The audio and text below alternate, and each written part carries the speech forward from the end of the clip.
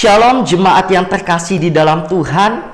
Bersyukur hari ini kita kembali disegarkan melalui perenungan firman Tuhan yang akan mengingatkan kita akan kasih Allah yang besar yang telah menyelamatkan dan membebaskan kita dari perbudakan dosa. Hal serupa juga dialami oleh bangsa kita tercinta Indonesia, karena kata perbudakan ini juga bukan sesuatu yang asing bagi bangsa kita sebelum mengalami kemerdekaan.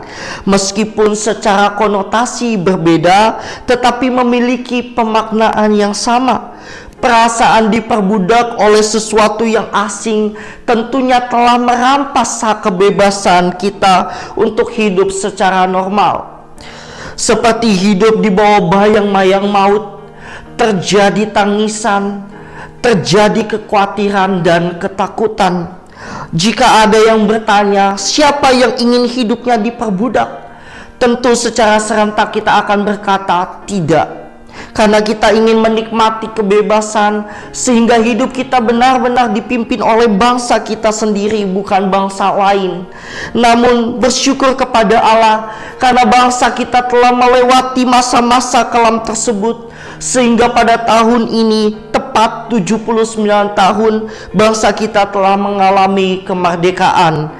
Kasih Allah yang besar bukan hanya dirasakan oleh bangsa kita, tetapi juga kepada umatnya.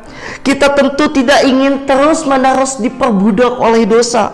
Kita rindu supaya Allah yang senantiasa memimpin kita, sehingga kita benar-benar hidup dalam kebenaran. Sebab karena kemurahan Allah melalui putranya Kristus Yesus yang telah mati di atas kayu salib, sesungguhnya telah memberikan pembaharuan hidup, di mana manusia lama kita turut disalibkan bersama dengan Kristus, sehingga kita yang telah dimerdekakan dari dosa dan menjadi hamba kebenaran, kita pun boleh hidup melalui kasih dan kemurahannya, dan kita boleh menjadi anak yang takut akan Allah.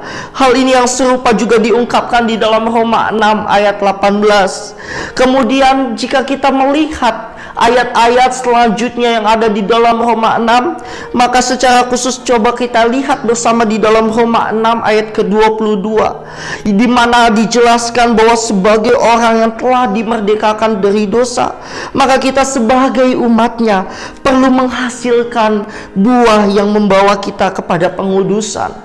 Dengan demikian, kita yang sudah merdeka dari dosa, maka kita perlu berkata tidak kepada dosa. Jangan biarkan dosa merusak relasi kita dengan Allah, melainkan kita harus membangun relasi tersebut sebagai bentuk respon ucapan syukur kita akan kasih dan kebaikannya, yang diungkapkan dengan penuh sukacita, dengan hidup dalam kebenaran, hidup yang semakin dekat dengannya, sehingga kita mengalami pengenalan akan Allah yang telah merestorasi hidup kita dari hamba dosa menjadi hamba kebenaran. Salam merdeka, salam kebebasan. Tuhan Yesus memberkati.